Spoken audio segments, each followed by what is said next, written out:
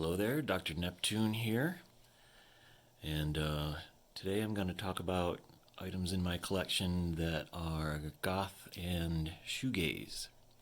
And what you're looking at here is a goth box set, and yes, it has its own leather corset, which I'll remove shortly to show you what's inside here, but I always loved how they packaged this. It's a perfect nod to the goth fashion scene. Both of those terms, goth and shoegaze, are really meant as shorthands to kind of lump together a whole bunch of different artists and sounds. They have some things in common, but a lot that's not, and that's really true of any artistic genre that's named, whether it's impressionism or modernism, or heavy metal or whatever. You can always think of artists that either do or don't belong depending on your definition. So one of the definitions I'm using is from this set of goth music, and another is for shoegaze. I have a similar box set, and then just a couple more that I would add along the way. So with the goths, I think what they had in common generally was a darker theme, and not that every song was about death per se, but darker than your average pop song maybe, hence the dressing in black and leather and things like that. Also, I would describe the music, it's rock music, sure.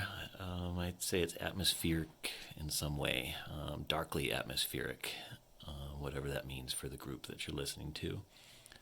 And beyond that, I don't know, as we talk, or as I talk, I just bumped that camera, sorry. Maybe this will be more clear, but okay, I'm going to open that up shortly. But I'm going to start actually with what I consider to be some precursors to both types of music, goth and shoegaze. Starting with the Velvet Underground, and actually you could say that the Velvet Underground was a precursor of pretty much everything that came after it, including punk and all kinds of other subgenres of rock. But Velvet Underground was outstanding for its dark themes in a kind of psychedelic atmosphere of its time in the late 60s. This one especially, their first album with the German singer Nico, has some classic proto-goth tunes. So this is from, I think it was 67 release for that. Their follow-up was White Light, White Heat. Sister Ray was covered by Joy Division in their live set on Still. And here, this album I would actually consider to be a precursor to a lot of the shoegaze sound, in terms of its noisy guitars and long, repetitive song structures. So that was their second. This was their third, which is called The Velvet Underground. Most of these songs a little more traditional in structure. Really some beautiful ballads here. Pale Blue Eyes is on there, and Jesus, I'm Set Free. And then this is their fourth and last album with Lou Reed, which is Loaded, when it came reissued in this edition, multicolored. I've always believed that's pot smoke coming up from the New York subway. I mean, what else could it be? This is an expanded special edition of this. All of Velvet Underground's recordings, released or unreleased and released later like this, they're all worth hearing. They really are, to me, the start of the entire modern rock sound in almost every way. Just a fantastic band to explore, and their output was pretty short. I think after Reed left, they might have recorded another one or two albums, but I don't think anyone ever pays any attention to them.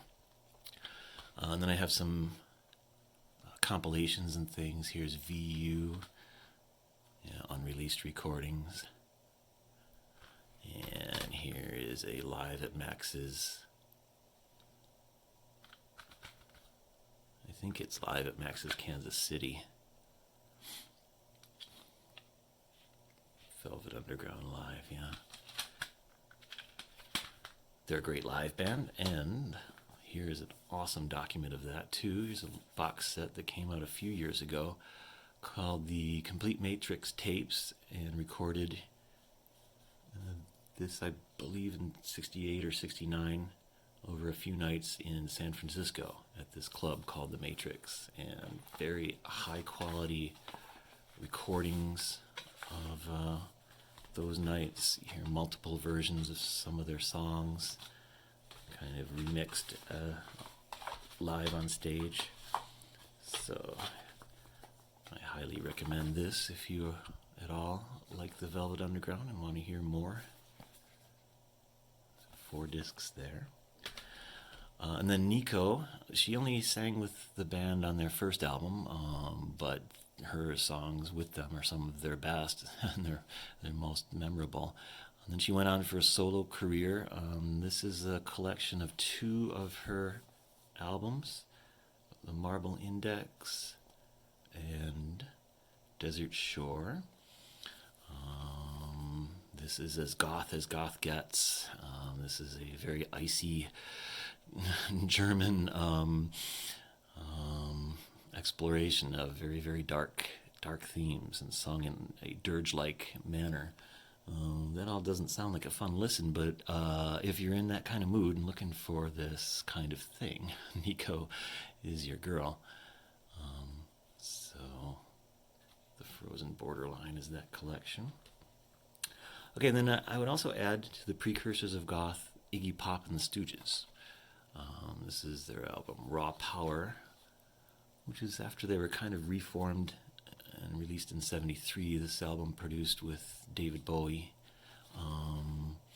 But the ferocity of these songs and the darkness of them, I would call that all kind of a forerunner of the goths. The Doors also, to some extent, I would include there. I don't have any of their things to show, but definitely they explored darkness in songs like The End. And then finally I'd call definitely Alice Cooper a precursor to the goths. Also a glam rock legend, I'd say. But this is a collection of his, Mascara and Monsters. These are some of the first songs I remember hearing as a kid, believe it or not. Alice Cooper. Be My Lover is a great song, and School's Out and all of that. Alright, so there's the precursors to goth, and then here is the goth box set. I'll undress it.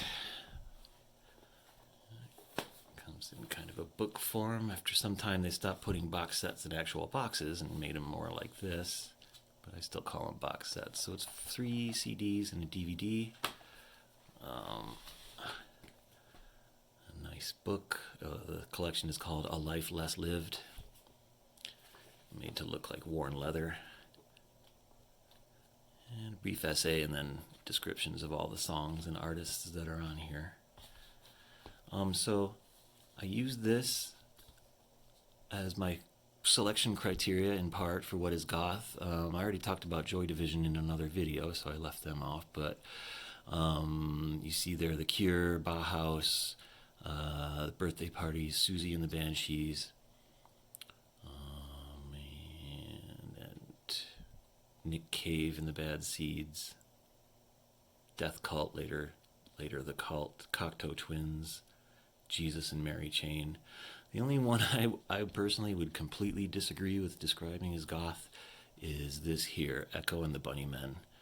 I strongly disagree with that. I'd say a lot of their fans were goth maybe, but not them. And they're one of my favorite bands, as you might be able to tell from my reaction just then.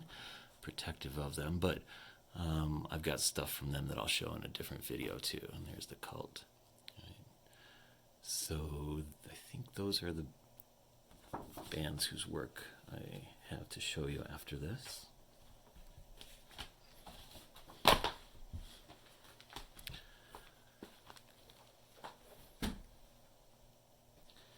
Alright, and one of the better places to start is with Bauhaus. If there's any group that is always goth, I would say that it's them. And then they went on after their early success to form Love and Rockets. As one offshoot, Peter Murphy has had his own solo career for a while. This is a special edition of their album Mask. And I'm not really that big a Bauhaus fan, but I kind of liked the way this box looked. I bought it in New Orleans and had never really seen it before. Learned a lot from this. Already knew a lot, though. I saw Peter Murphy way back when he first started his solo career. At the Riviera Theater, he played in North Tonawanda, New York. So, expanded edition of the album. Really good stuff on all of this. There's some different mixes on this, and then here's a live performance. And Peter Murphy was great live. Anything you see of Bauhaus live is great too. This is a DVD of a show they did called Gotham. Year 2000 is the date. They broke up and reformed many times over the years. But this has awesome performances of all these great classic Bauhaus songs, and then also a couple covers here. That's, of course, the Bowie song, Ziggy Stardust, and the Iggy Pop song, The Passenger. So, Gotham. I'm not sure if this is the one where he does Bela Lugosi's Dead while hanging upside down, but it's quite possible that it is. I haven't watched this in a while.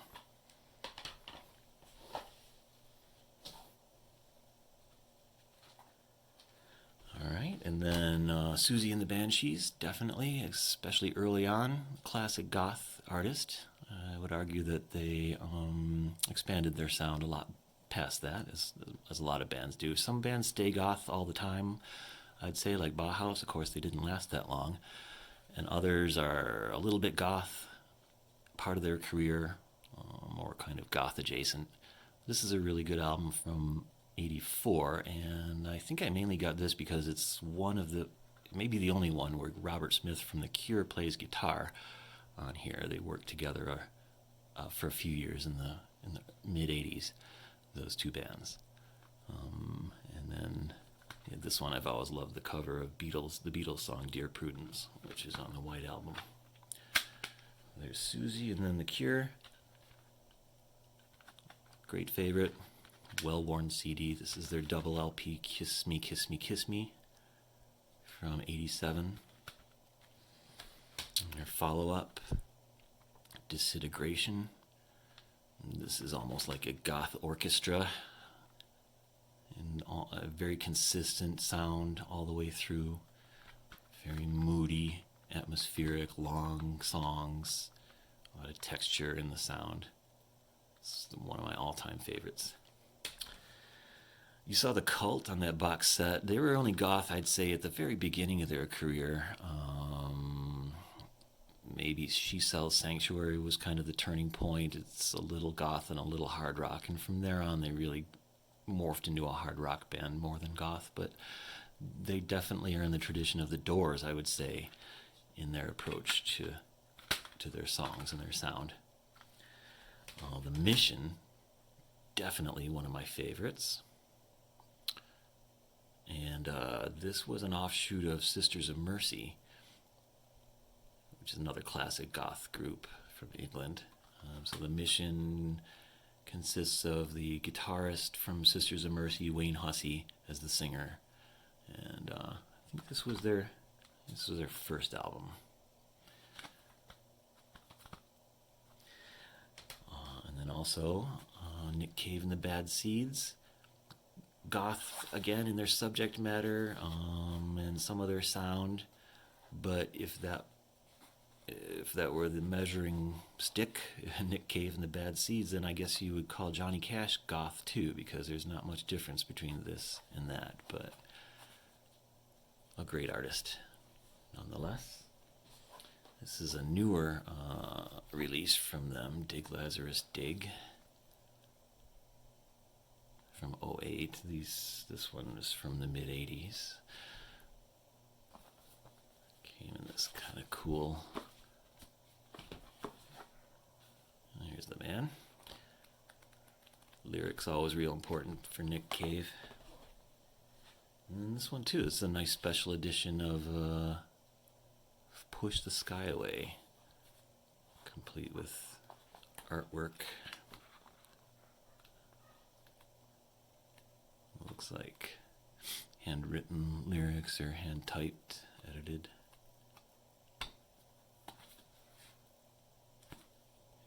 Nick Cave. And then another artist that was included on that set, which I question a lot, is Jesus and Mary Chain. I get it, definitely goth adjacent, especially when they started, but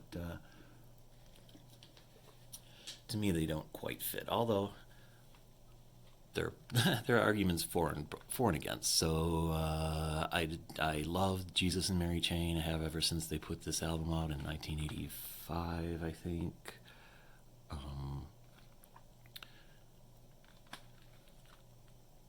Psycho Candy's the perfect name for the music on this album. All the songs are basically what sound like surf rock songs from the 60s, overlaid with heavy distortion and feedback. So Psycho and Candy both together. And they sing in a very deep voice, dressed in black. Classic goth imagery. If nothing else, definitely Jesus and Mary Chain are good for that. They're good for a lot more. What I mean is, to call them goth, they definitely set the visual tone for that era. And I think I have all their releases, actually. So here's Darklands, a fantastic follow-up to Psycho Candy, minus all of the feedback. So they stripped away all that and focused on their guitar sound for this. Next one was Automatic, which included some electronic beats, some drum machines. Honey's Dead, which I have in, so starting now, the next couple albums I have in two versions. This was the original CD release and then the reissue.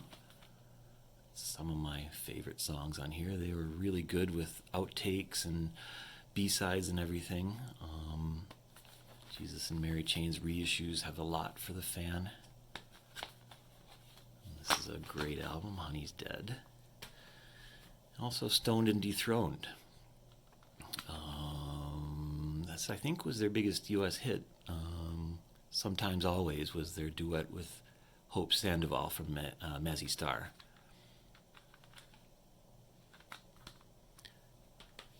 And here's the expanded reissue of that with extra tracks, videos even.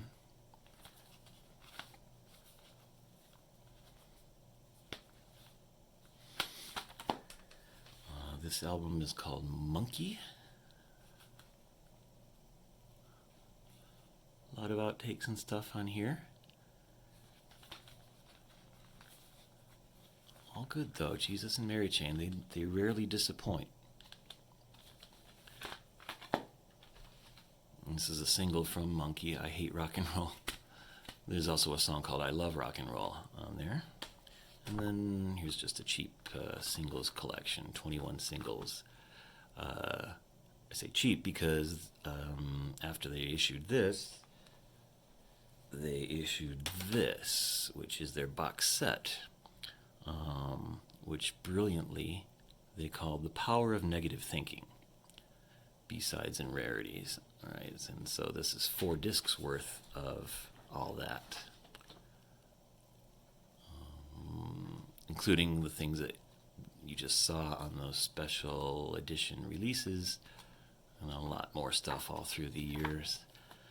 I was looking at this earlier, and I pulled this out. This is a poster of their album covers and single covers from the start.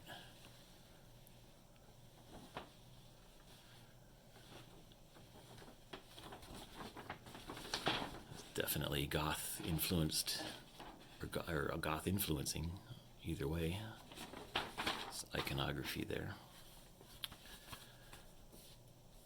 All right. So that's all the artists that I have in my collection that were on that goth box set. I'm including a second genre in here because of there's some overlap. And that second genre, as I've been saying, is called shoegaze. Another kind of dumb name, but it's stuck. It mainly, I guess, is meant to describe the posture of the musicians on stage as they played.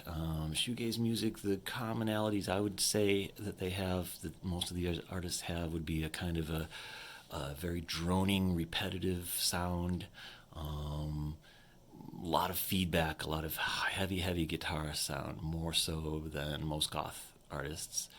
And a lot of female singers in the shoegaze scene. My impression is maybe more so than in the goths, despite acts like Susie and the Banshees being so influential. But here, this is the history of shoegaze, and you see right away the first two artists there appear on both sets. Okay, so there's Jesus and Mary Chain, and Cocteau Twins, and a lot of these bands to me are very obscure. I'd never even heard of them until I got this set. Here's Ride, which is a great band, and Lush, which I have something of. But almost all of these other bands I had never heard of until I got this set. But I like this set. I listen to it now and then as a kind of jukebox type thing.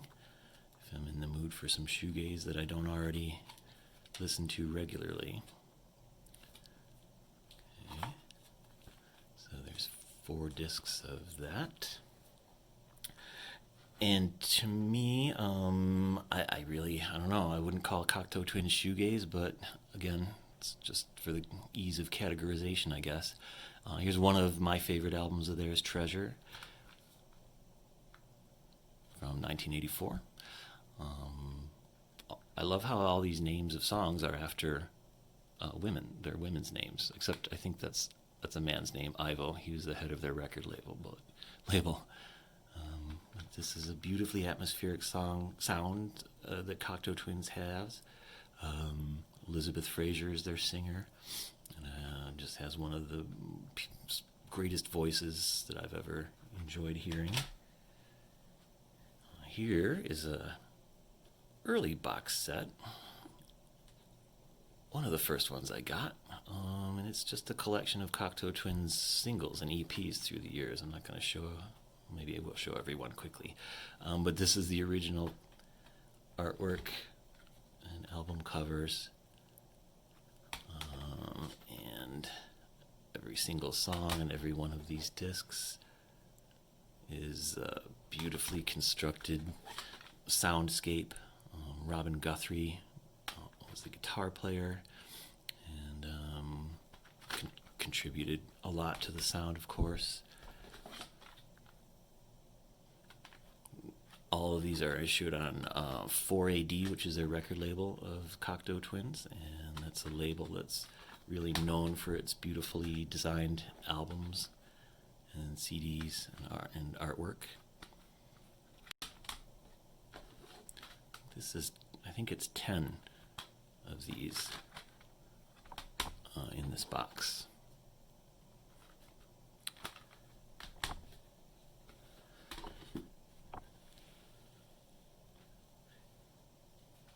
And another 4AD artist is This Mortal Coil. So you can kind of see already the similarity between this album cover and a lot of those ones I just showed. This Mortal Coil included members of Cocteau Twins as well as other 4AD artists performing their own and other songs. There's 3 editions of it. There's this. This was the follow-up, a double album called Filigree and Shadow. And then here's their third and so far final release. It's called Blood. All very atmospheric, moody type of songs.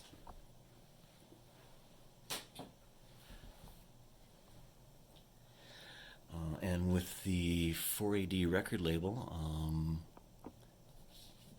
there's a book, The Story of 4AD.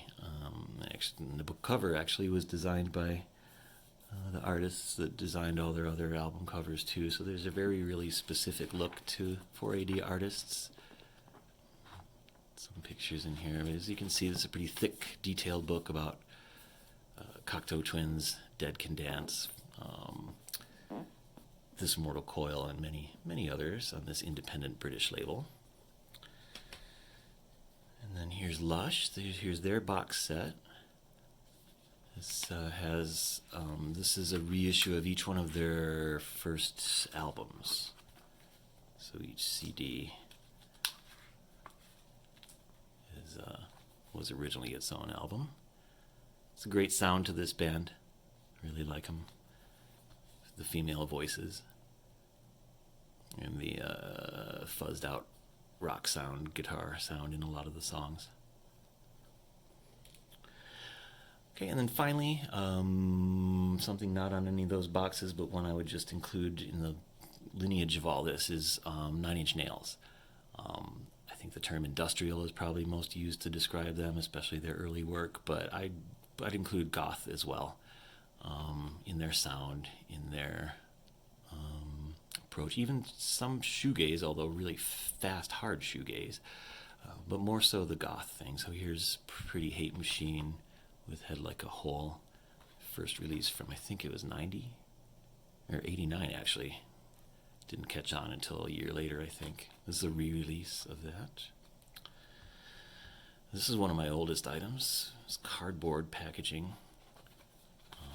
and this is called Broken. It's an EP, including some incredibly hard songs. Happiness and Slavery is a great tune on this. They all are. Unlisted on this is a version of You're So Physical by Adam and the Ants, which is excellent. Here's a later release called With Teeth. Let's see the year on that. There he is, Trent Reznor. This one is called Year Zero. I believe there's some sort of anti-George Bush theme running through this. I never was able to quite connect exactly with this one. It's probably my least favorite 9 Inch Nails album, not because of the politics, but because I just don't think it's as good as some others. This was a free download. I forget what it was called. I don't even have a label for it, but it's an album that they gave out. They gave out for free on the internet, and it's a good one. I just don't know what it's called. And this is one of their latest. I don't know if it is their last release, but it's called Hesitation Marks, and it's a special deluxe edition. This is an excellent album. It has some echoes of New Order in the song Everything. But great stuff. 9 Inch Nails is really consistent, except for that one thing I just showed. I really like almost all their stuff. So that to me closes out what I consider to be the goth and shoegaze portions of my collection. Hope you enjoyed that. Thanks for watching, and I will be back soon.